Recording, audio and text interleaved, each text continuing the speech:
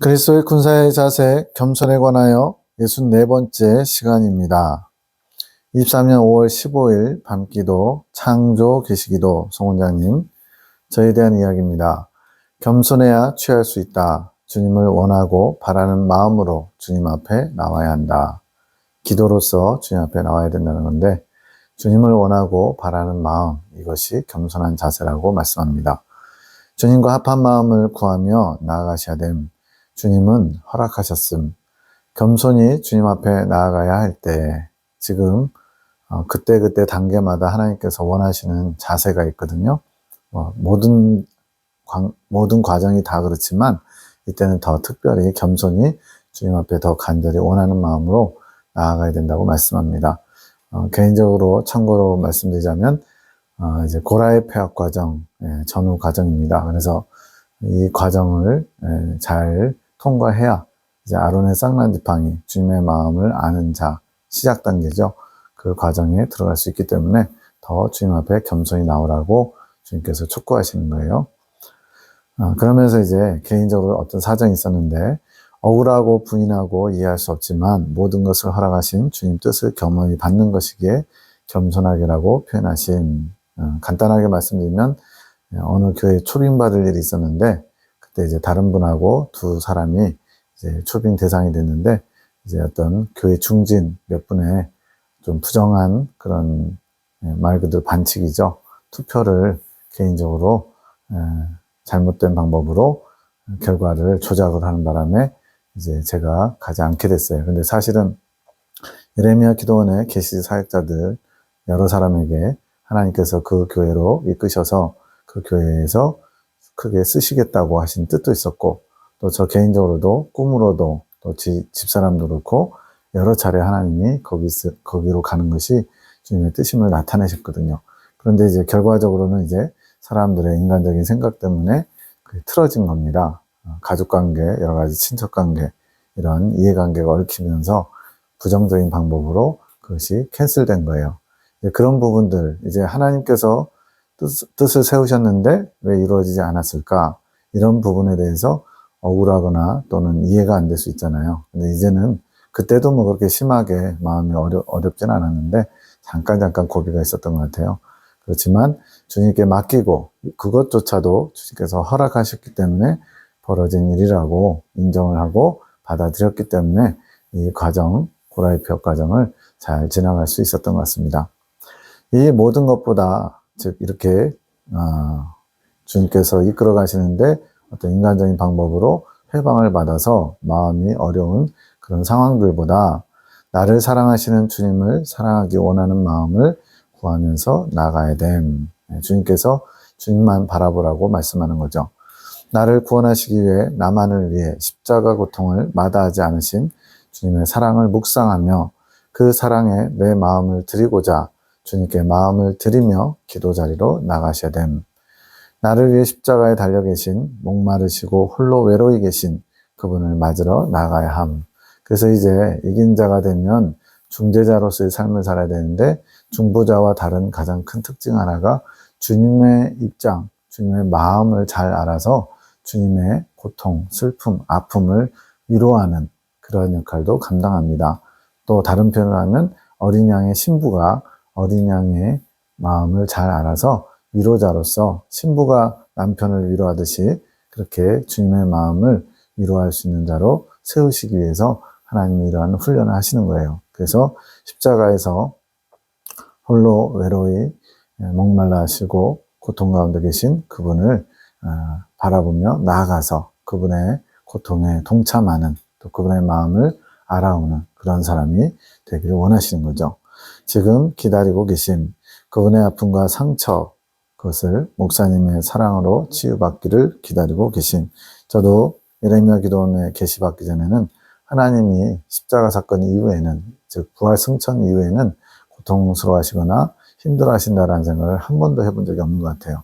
언제나 하나님 보좌 우편에 계시면서 모든 것을 이제 심판하실 그날을 기다리시는 그런 주님으로 여겼는데, 주님은 십자가 고통 이후에도 계속 우리의 연약함, 부족함, 또 하나님의 자녀들의 주님의 마음을 알지 못하고 배반하는, 또 배신하는 여러 가지 정욕적인 그런 것들 때문에 지금도 고통당하신다라는 것을 알게 되었습니다.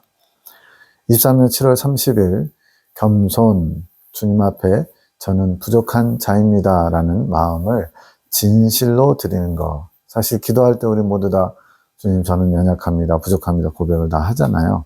근데 그것을 진실로 드리는 것, 진심으로 입에 발린 또는 타성에 젖은 그런 형식적인 말이 아니라 늘 부족한 자이기 때문에 그러면 겸손할 수밖에 없죠. 늘 죄송하고 부끄러운 자인 줄 알기 때문에. 그렇다고 해서 주님은 그것으로 인해서 위축되고 주님 앞에 나아가지 못하는 그런 사람이 되라는 게 아닙니다. 부족하지만 주님의 사랑을 힘입어 담대히 주님 앞에 나아가기를 원하시는 거예요. 내가 부족하다고 진심으로 생각한다면 말 한마디, 행동 하나 조심할 수밖에 없는 것. 그렇죠. 주님 앞에 늘 죄인인 것처럼 또 연약한 자인 것처럼 스스로 진심으로 느낀다면 늘 주님 앞에 죄송한 마음으로 경각심을 가지고 깨어 있을 것 같아요. 모든 것에 조심성이 없는 것은 내가 옳다고 하는 마음에서 오는 것. 이 마음은 주님의 조명을 받기 어려움. 즉 자기 잘난 맛에 또 자기는 괜찮은 사람, 꽤 괜찮은 사람이라고 스스로 만족하고 자족하는 사람은 주님 앞에 겸손히 나갈 생각을 못합니다. 오늘날 이제 광화문에 집회하시는 분 보면요, 얼마나 그냥 의기양양 그러시니 몰라요. 주님 앞에 겸손한 자로서 서지 못하고 그렇기 때문에 자신감 넘치는 게 아니라 오바됐죠, 오바. 그것은 주님 앞에 이제 크게 책망받을 것이 될 겁니다. 23년 8월 7일 밤기도 창조계시기도 송원장님, 가장 큰 은총이 무엇일까? 그것은 나의 부족을 아는 것이다. 가장 큰 은총, 그것이 자신의 부족함을 아는 거래요. 물론 이제 은총을 입을 만한 사람인 줄 알기 때문에 그것이 큰 은총이라는 거예요. 주님의 은총이 꼭 필요한 사람, 주님 없이는 아무것도 할 수 없는 사람, 그렇기 때문에 자신의 부족을 아는 것이 가장 큰 은총이라고. 이런 사람이 주님의 은총을 입을 수 있기 때문에 그렇습니다. 그렇지 않고 자기 만족에 빠져 있고 또 나는 주님이 필요 없다, 주님마저도 나를 위해서 존재하는 그런 분으로 여기면서 사는 사람에게는 더 이상 주님이 필요 없죠. 자기가 더 주님처럼, 주인인 것처럼 대장 노릇을 할 테니까요.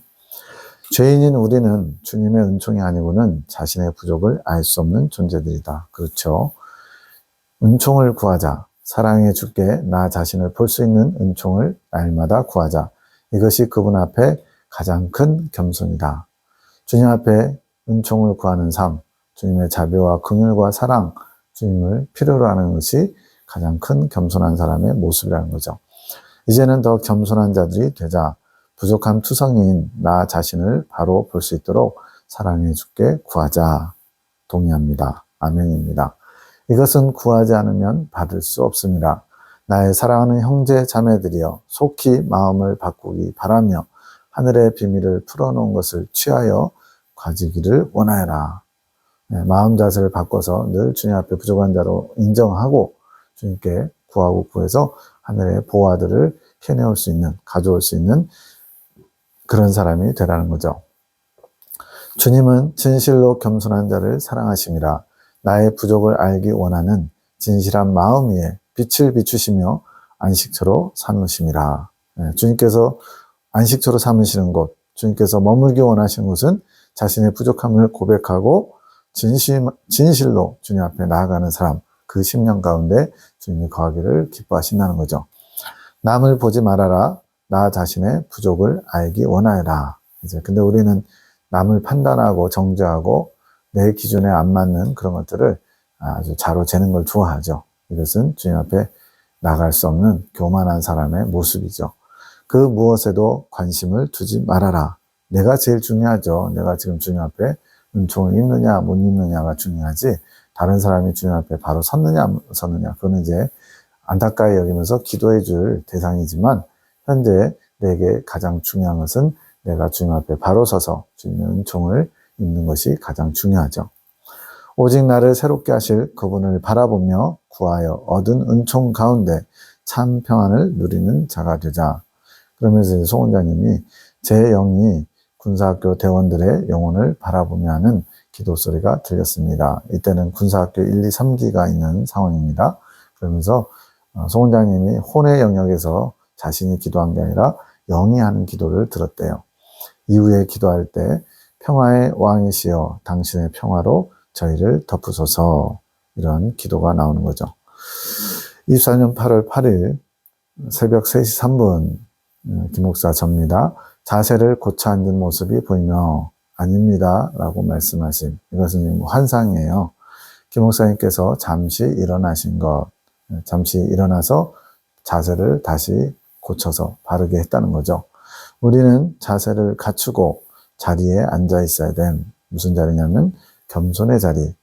늘 내가 제 자리에 앉아 있는지 살펴야 됨. 나의 자리는 주님 앞에 겸손한 자리, 주의 은총을 구하는 진심을 담아 주님 앞에 겸손히 앉아 있는 자리, 그게 겸손의 자리라는 거예요. 그러면 어떻게 자신을 살필 수 있나? 구하고 찾고 두드려야 한다는 것을 잊으면 안 됨.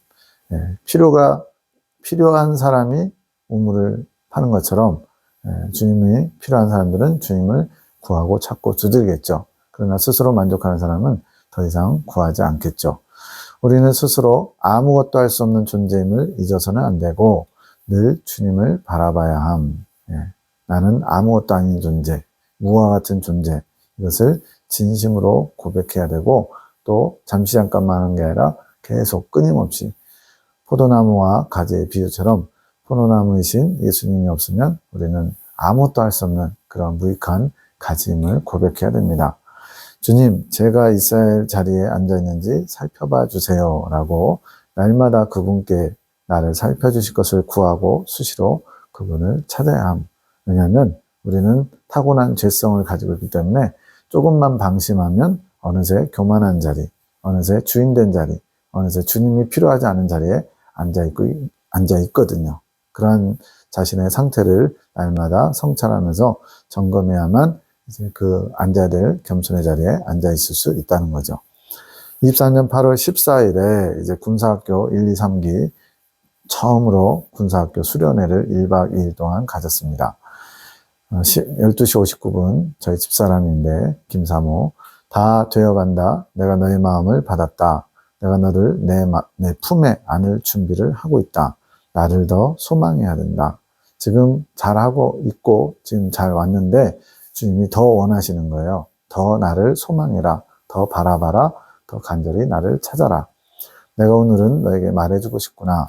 여기 있는 자 중에 군사학교 1, 2, 3기 중에 오늘은 너를 가장 사랑한다. 저희 집사람이 군사학교 3기인데 한 10여 명 모여있는 거기서 가장 사랑한다라고 말씀하셨는데, 오늘은 계속 그런 게 아니고 지금 현재 주님께서 격려하고 위로하고자 가장 사랑한다고 고백해 주시는 거예요.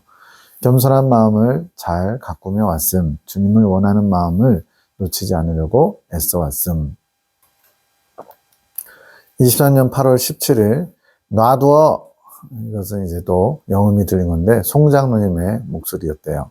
뭔가를 하지 말고 놔두라는 의미로 이런 말을 합니다. 송장로님께서는 당신을 향한 충고의 말들을 판단의 말로 듣지 마시고 겸허히 받아들이셔야 됨. 사실 우리가 누군가에게 충고를 받는다든가 조언을 받다 보면 불편할 때가 많죠. 나의 부족함을 지적한다 생각하니까. 그것을 판단한다 생각하지 말고 겸허히 받아라.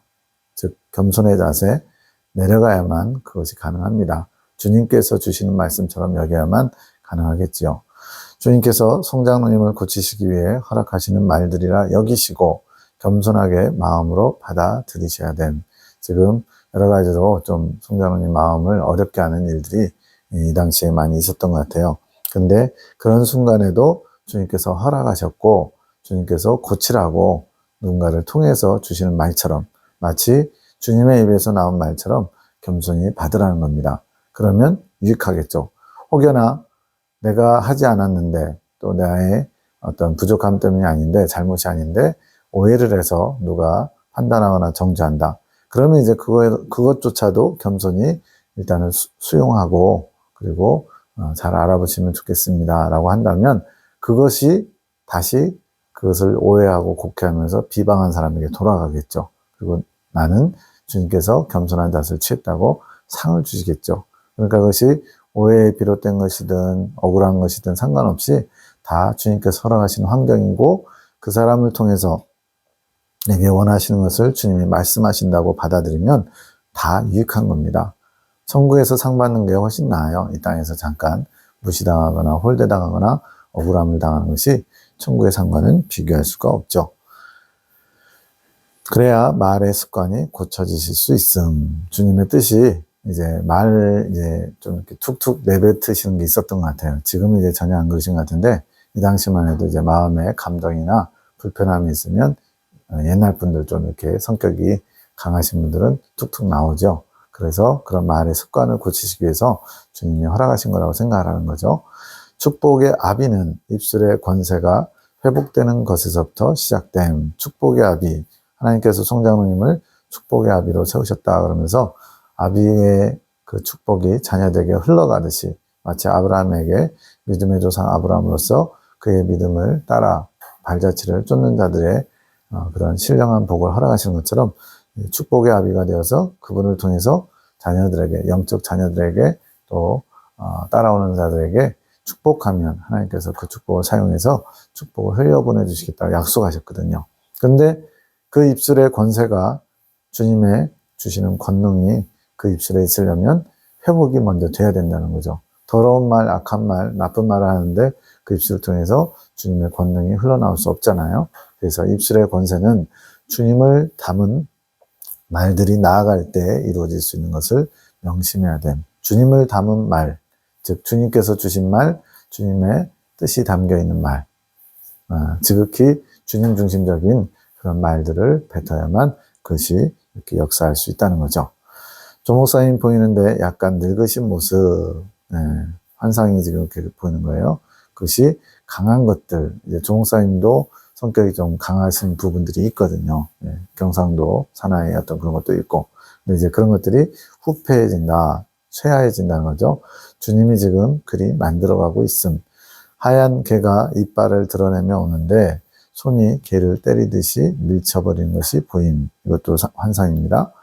조 목사님 안에 강한 것을 개가 이빨을 드러내는 것처럼 나타내 주신 것이고, 사람마다 이제 좀 성격이 강하거나 또 좀 온유하거나 좀 내성적인 사람도 있잖아요. 근데 누가 더 좋은 성격 또는 좋은 성품이다 얘기하기 어려운 게, 강한 성품일수록 또 열심히 또 열정적으로 치고 올라가는 그런 게 있어요. 그래서 뭔가 추진력이 있죠. 또 한편은 내성적이거나 소심하거나 좀 부드러운 사람들은 또 적극적으로 뭔가 이렇게 추진하는 것이 약할 수 있어요. 그래서 잔잔히 오래가는 스타일, 그리고 강하게 치고 올라가다가 잠깐 푹 미끄러졌다가 다시 또 치고 올라가는 스타일, 이런 식으로 각 개개인의 개성과 그런 성향에 따라 하나님이 이끌어 가신다는 것, 이것을 어느 것이 더 좋다 나쁘다 얘기할 수는 없는데, 조 목사님의 강한 것을 주님께서 이제 다듬으셔서 그것을 가지고 사랑의 불로 사용하시려고 주님 다듬고 계시다는 거죠.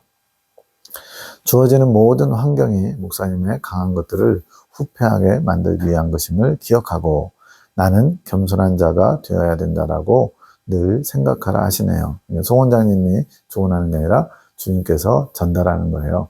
나는 겸손한 자가 되어야 된다. 이것을 늘 명심하라고요.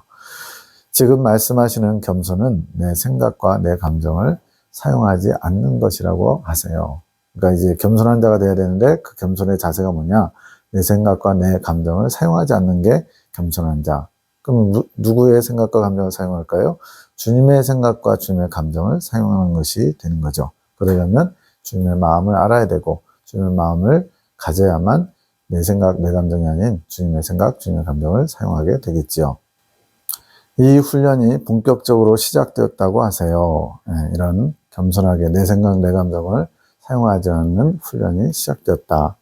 이 사실은 이제 세 번째 연단 들어가면 생각과 감정을 주님께서 다루시는 기간이 있어요. 그때 이 생각과 감정을 다 비우게끔, 내려놓게끔 하시는 내용인데, 지금 조 목사님 같은 경우는 이때가 이제 그 과정에 들어가는 때예요. 그래서 지금 이렇게 나온 겁니다. 그러지 않을 때 주님께서 교만한 것으로 보시고 교만을 파쇄시켜 나가실 것이라고 하세요.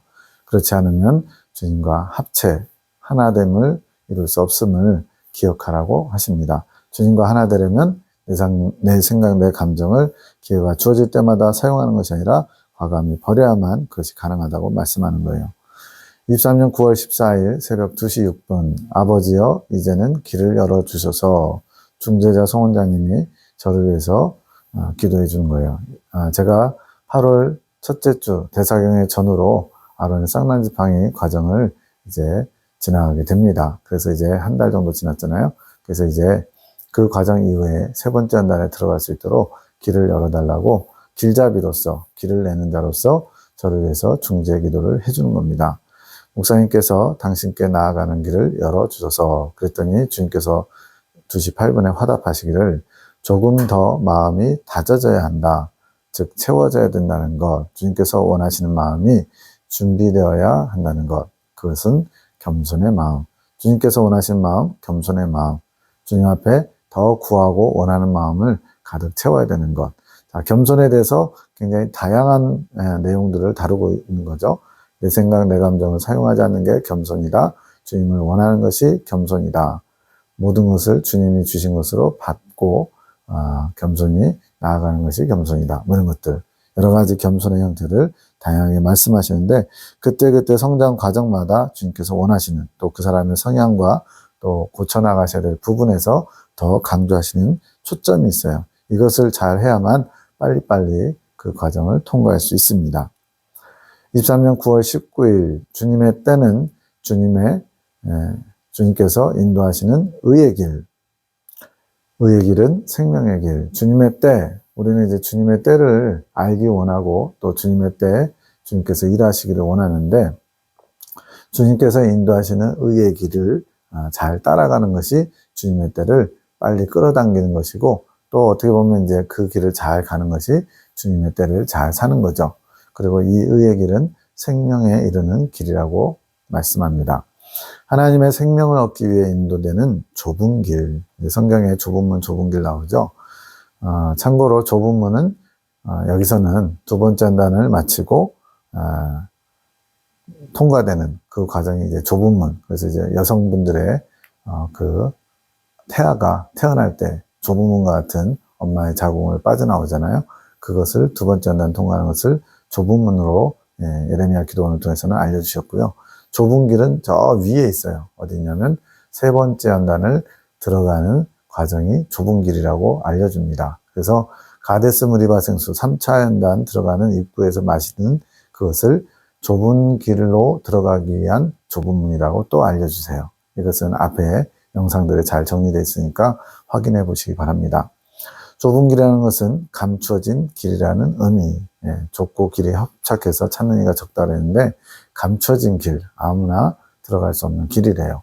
바늘귀와 같이 숨겨져서 볼 수 없는 길이라는 뜻. 바늘귀는 어디 나오냐면 낙타가 바늘구멍에 들어가는 것보다 어렵다. 부자가 천국 들어가는 것이 약대가 바늘 구멍에 들어가는 것보다 어렵다. 이런 얘기가 나오잖아요. 그것처럼 낙타 같은 우리 시선이 겸손하지 못하기 때문에 의의 길로 인도하시는 성령님을 볼 수 없다는 것. 즉 교만하면 성령님의 인도하심을 못 보기 때문에 그 좁은 길로 갈 수가 없다는 거예요. 왜냐하면 두 번째 한단 통과 이후에 믿음의 아들로 태어나면 반드시 성령님의 이끄심을 받아야만 그 위에로 올라갈 수 있거든요. 그렇지 않으면 계속 광야 40년 동안 뱅글뱅글 도는 것처럼 그 과정에서 다음 단계로 넘어갈 수가 없어요.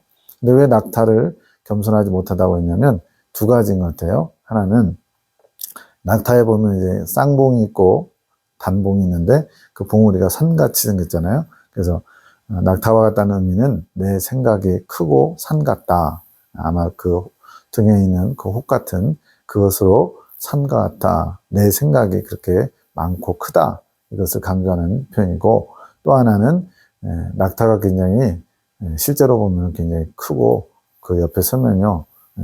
통제하는 사람이 없으면 무서워요. 그 올라가면은 직접 올라가 본 적은 없지만 올라가 본 사람들이 하면 시야가 굉장히 높다고 그래요. 이것처럼 낙타가 워낙 크기 때문에 낙타의 눈 높이가 높잖아요. 그래서 교만한 거 이렇게 두 가지로 낙타를 겸손하지 않은 것처럼 표현하고 있는 것 같아요. 이렇게 내 생각이 내 안에 많이 있으면 주님의 생각, 주님의 감정을 받아들일 수 없는 거죠. 주님의 마음을 잘 이해할 수도 없고 내 생각인 허상들, 주님 관점에서는 다 헛개비들이에요. 허상들이에요. 그런 것들이 산더미 같이 많다는 거. 이게 다 부서지고 없어지는 것이 자아가 깨지는 거예요. 자기 부인이 되어야만 하죠. 공의의 심판에 대해서도 말씀해 주십니다. 왜 공의의 심판이라고 하는 것일까? 하나님의 말씀은 의를 이룬다. 하나님은 의로우신 분이고 당신의 모든 것이 다 의를 향하시고 또 의를 행하시는 거죠. 공의를 이룬다는 것, 공의는 이제 공적인 의인데 누구에게나 공평하게 적용되는 의죠. 반드시 이루어짐이 약속되어 있는 것, 즉 우리가 불순종함으로 주님의 공의나 주님의 심판이나 주님의 일하심이 때로는 더뎌지는 경우도 있죠. 지금 천년을 하루같이 하루를 천년같이 기다리신 것은 주님께서 원하시는 하나님의 백성들의 수가 채워지기까지 인내하시면서 기다리시면서 그 수가 채워지기를 원하시는 거예요. 이처럼 사람들의 순종과 반응에 따라서도 이런 공의가 더뎌질 수는 있지만 반드시 이루어진다는 것을 우리가 믿어야 됩니다. 그렇기 때문에 이제 계시록에는 대환란도 또 천년왕국도 또 영원한 신천지도 반드시 이루어질 것을 확정적으로 말씀하고 있죠. 마찬가지로 교회 시대 이긴 자들, 어린 양의 신부들 14만 4천 명도 숫자가 확정적으로 나와 있는 것은 반드시 그렇게 하나님이 이루실 것이기 때문에 그렇게 나와 있는 겁니다. 자, 이렇게 반드시 이루어짐이 약속되어 있고 그렇기에 심판이 있는 것, 이 심판은 보응의 의미인데 이룬 것에 대한 심판이 있고 또 이루어지지 못한 것에 대한 심판이 있다. 이룬 것에 대한 심판은 뭐 좋게 말하면 이제 어린 양의 신부들 14만 4천 명 주님의 인도하심을 잘 받아서 그것을 이루게 되면 이제 상급의 심판으로 14만 4천 명이 삼층천에 들어가는 그런 보응을 받겠죠. 또 반면에 주님의 뜻을 거역하고 거스름으로써 이루어지지 않은 것에 대한 심판, 그게 이제 지옥에 가는 사람들, 영혼들도 그렇고 이런 것들이 이루지 못한 것에 대한 심판이죠. 그러나 심판은 벌하심이 아님. 여기서는 이제 심판도 벌은 벌인데 초점이 조금 다르다는 거예요. 뭐냐면 하나님께서 너는 잘못했지, 너는 벌 받아라. 이런 어떤 우리가 생각하는 관점이 아니라 심판 보는 것에 결정권자, 기준을 가진 자가 하나님이라는 개념이고, 그래서 다른 부분에 보면은 지옥을 가는 것도 스스로가 선택해서 가는 것이라는 내용이 있어요. 선악과를 따먹고서 그 선악과에 담겨있는 악을 선택함으로써 스스로가 그것을 쫓아가는 것처럼 하나님께서 지옥을 보내시려고 괘씸하구나, 지옥 가라, 이런 개념이 아니라는 거예요. 하나님의 마음은 한없이 아프시다, 그런 내용이 있습니다. 하나님은 말씀이시고 공의를 가지고 있지만 또한 사랑이심, 하나님의 양대 속성은 공의와 사랑이죠. 이 사랑이 공의 안에서 끊임없이 우리를 부르고 계신 것, 즉 공의 안에 사랑이 있는 거예요. 즉 사랑과 공의는 떼려야 뗄 수 없는 불가분의 관계입니다.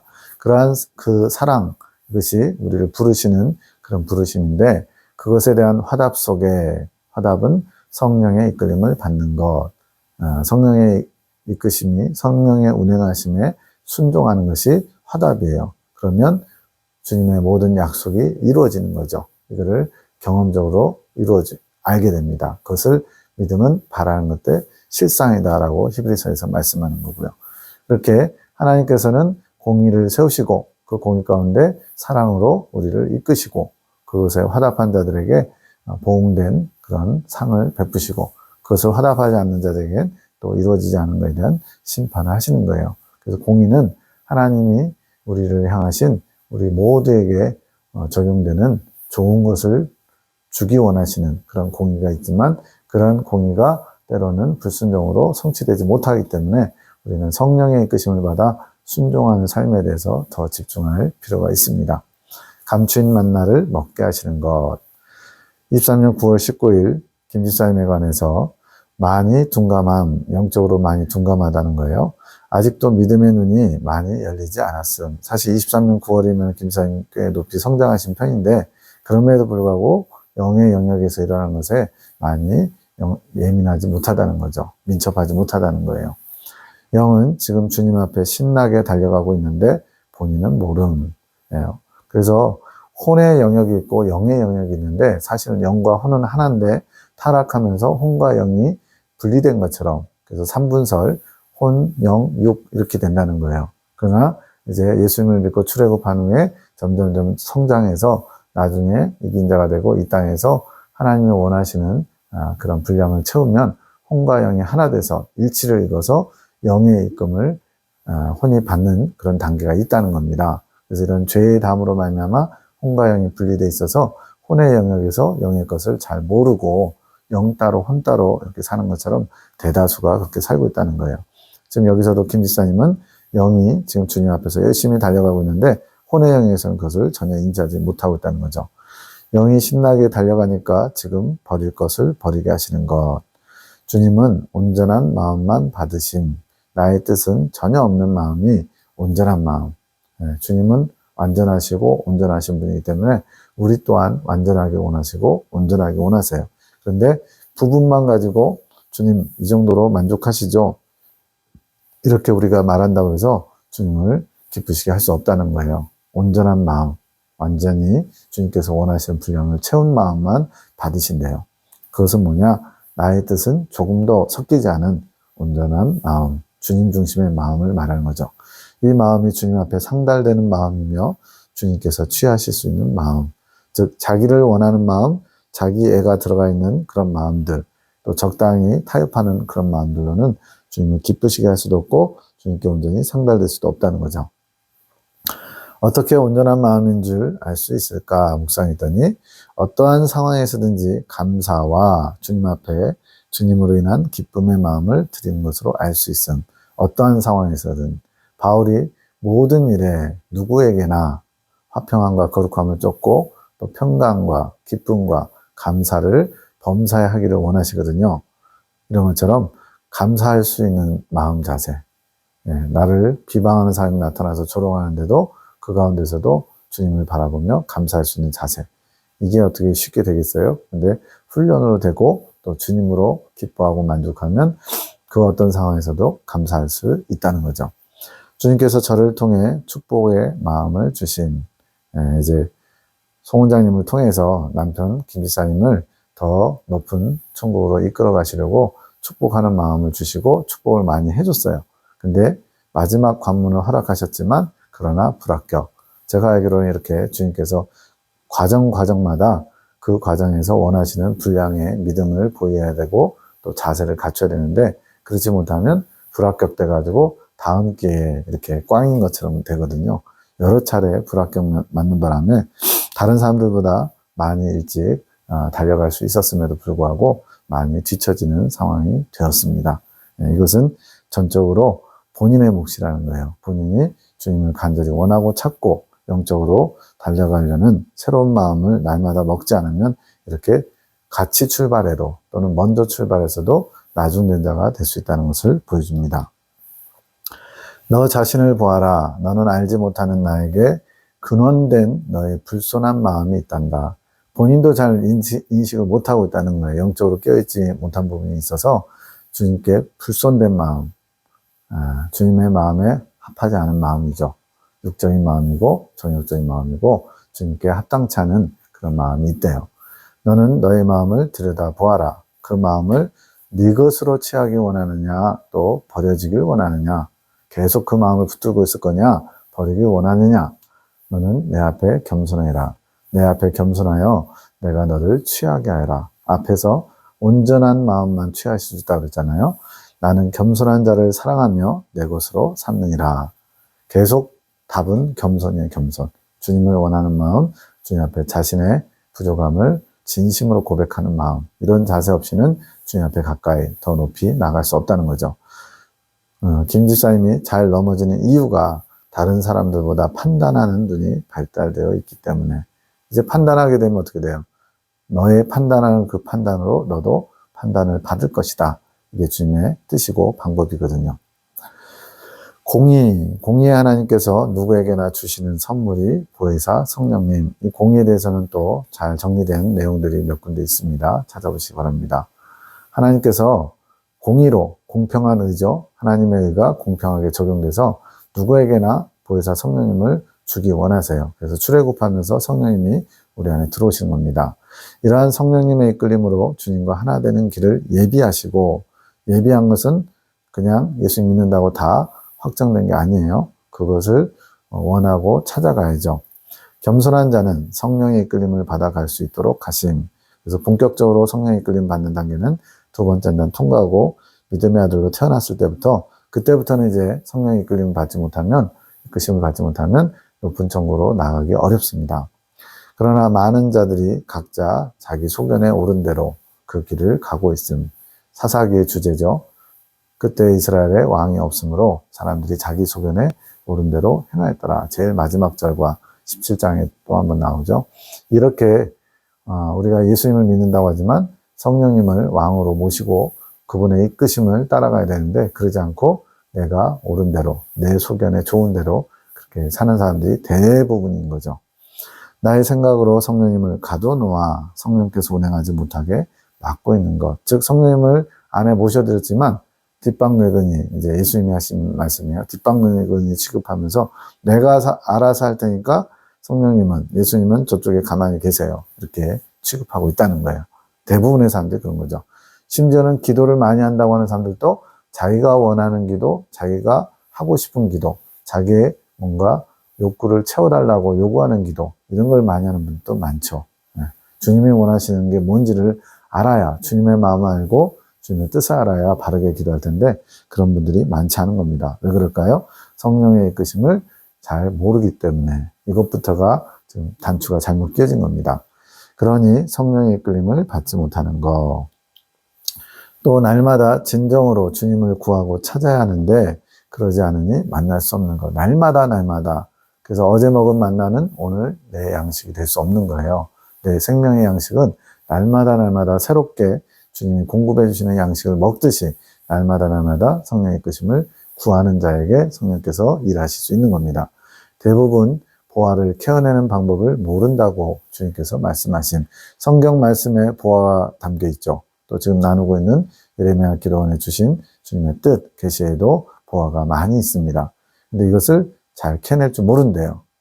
자, 보화는 주님의 마음. 이제 성경의 신비에서는 보화 그러면 이제 예수님의 생명이다 이렇게 딱 고착화된 게 있어요. 물론 예수님의 생명이 궁극적인 보화 맞죠.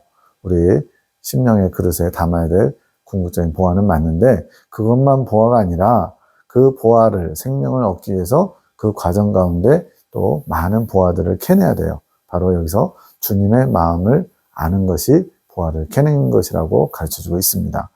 주님의 마음을 알아야 주님과 하나 될 수 있는데 주님의 마음을 아는 방법을 모름. 찬송가에도 주님의 마음을 본받는 자도 나오고 누가 주의 마음을 알아서 가르치랴. 그러나 우리가 그리스도의 마음을 가졌느니라. 바울의 그 표현에도 나오고 그래요. 근데 정작 주님의 마음을 알지 못하는 사람들이 대부분이라고 생각하시면 무방합니다. 그냥 성경에 기록된 것을 가지고 주님의 마음을 이럴 거다라고 생각해서 내가 임의로 판단하고 결정하고 결국에는 나의 옳음이 거기에 섞여 있는 오염된 그런 주님의 마음을 아는 것처럼 보이는 것들이 많은 거죠. 큰 은총은 거저 받는 것이지만 그냥 주시는 것은 아님. 주님을 원해야 됨. 주님의 마음을 알기 원하는 것이고 그런 마음이 되도록 성령께서 이끄시고 화답하게 하셔서 그 길을 가게 하심. 여기서도 지금 성령이 어떻게 보면 이제 핵심 초점이에요. 성령께서 이끄셔야만 그 주님의 마음을 아는 길을 찾아갈 수 있는 거라는 거죠. 하나님 아버지께서 은총을 예비하시고 예비하신 은총을 받을 마음이 되도록 성령께서 이끄신, 성령이 하시는 일이 천국 가는 길을 이끌어 가시거든요. 예수님의 피를 공급해 주시는 대제사장의 역할도 하시지만 성령님이 우리를 이끄셔서 주님의 마음을 아는 자, 하나 되는 연합의 길로 이끄시는 거예요. 은총을 받을 수 있게 이끌어 가시는 분이 성령이시고 이 은총은 누구에게나 예비되어 있으나 원하면 받을 수 있어요. 그러나 그 은총을 받고 못 받고는 각각 개개인에게 달려있는 것. 각자의 몫이라는 거죠. 왜? 본인이 원하지 않고서 왜 나한테는 안 주셨냐고. 처음에 다 성령님을 주셨잖아요. 그 성령님을 귀히 여기면서 존중하면서 성령님과 동행하는 삶, 주님과 동행하는 삶을 추구하지 않으면서 왜 나한테만 안 주냐고 하면 안 되죠. 그래서 모두에게 허락하셨지만 그 예비된 것을 누리는 사람은 극히 소수 개개인의 각자 주님을 원하고 주님의 마음을 알기 원하는 그런 자세, 겸손한 자세만이 그것을 이룰 수 있다는 겁니다. 이것이 하나님의 공의.